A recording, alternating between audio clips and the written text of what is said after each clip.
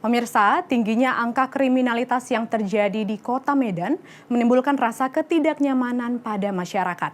Lantas seperti apa solusi dari fenomena yang terjadi saat ini? Berikut liputannya. Ketika pertama kali mendengar nama Medan, apa yang terlintas di benak Anda, pemirsa? Ya, Medan sebagai ibu kota Provinsi Sumatera Utara menjadi kota terbesar di luar Pulau Jawa. Selain dikenal sebagai salah satu kota kuliner di Indonesia, Medan juga terkenal akan bahasanya yang unik dan kehangatan masyarakatnya. Namun ramahnya kota Medan sedikit terganggu dengan aktivitas kenakalan remaja dan kriminalitas yang terjadi beberapa bulan terakhir ini. Terbukti dari data Polrestabes Medan pada semester pertama tahun 2023 yang telah menerima hampir 400 kasus pencurian dengan kekerasan. Cerita dari Galio Theo Sianipar, seorang warga kota Medan, bisa jadi gambaran betapa kasus kejahatan mudah sekali dilakukan akhir-akhir ini. Galio sendiri telah beberapa kali mengalami kehilangan, mulai dari sepatu hingga hewan kesayangan. Karena dia harganya nggak pala mahal ya, paling sekitar 4 juta gitu kan, itu pun hilang gitu kan. Ya karena jual iguana itu nggak segampang jual benda-benda yang lain, harus orang yang beli itu betul-betul ngerti baru dia bisa bayarin mahal gitu kan. Kalau namanya pagar, ya itulah hampir kehilangan. Jadi ya setelah hampir kehilangan, pagar dicongkel, diangkat tapi nggak dapat, ya saya las mati langsung gitu kan. Lebih baik saya keluar uang untuk ngelas daripada saya harus keluar uang untuk mengganti.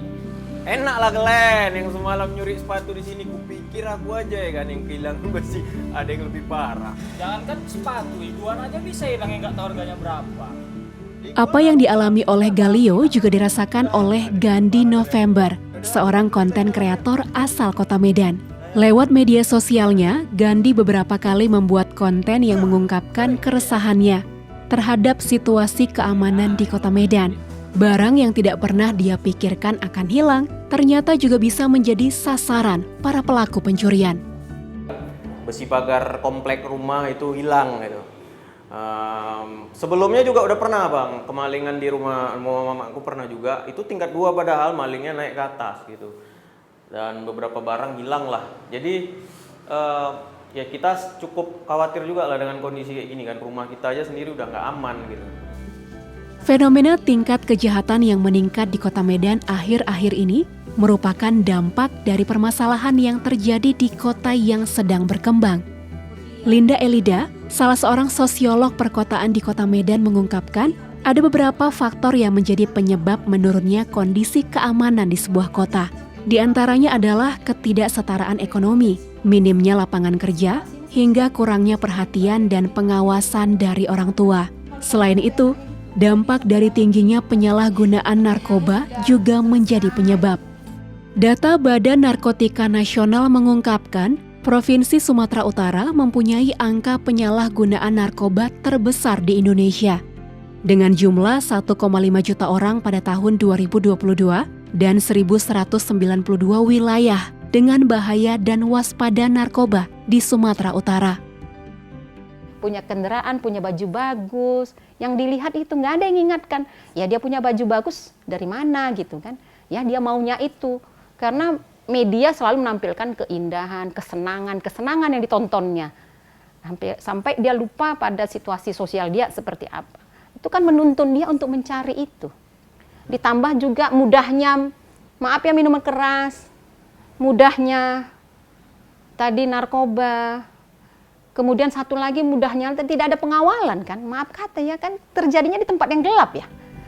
Sejumlah faktor penyebab tingginya angka tindak kejahatan ini saling berhubungan dan menjadi masalah yang cukup kompleks. Linda menyarankan solusi dengan melibatkan kombinasi langkah-langkah seperti peningkatan pendidikan hingga pelatihan kerja untuk anak-anak muda agar terciptanya perbaikan kondisi ekonomi yang baik di masyarakat. Kita terobos dulu dengan memberikan hak mereka sebagai warga kota. Kita terobos dulu itu, sambil juga memberikan hak ekonomi mereka, ya kan? Yang khususnya yang dari lingkungan kumuh. Kalau lingkungan yang teratur, terjaga, terkawal, kan nggak ada problem itu. Lain lagi problemnya. Tapi kalau di tempat yang kumuh, banyak problem. Menciptakan kesadaran warga Kota Medan sehingga tercipta kota yang aman dan nyaman memerlukan kerjasama dari berbagai pihak, termasuk masyarakat, pemerintah, hingga penegak hukum. Kombinasi langkah-langkah tersebut diharapkan dapat membantu memberikan dampak positif demi keberlangsungan kehidupan dan perbaikan di sebuah kota yang sedang berkembang.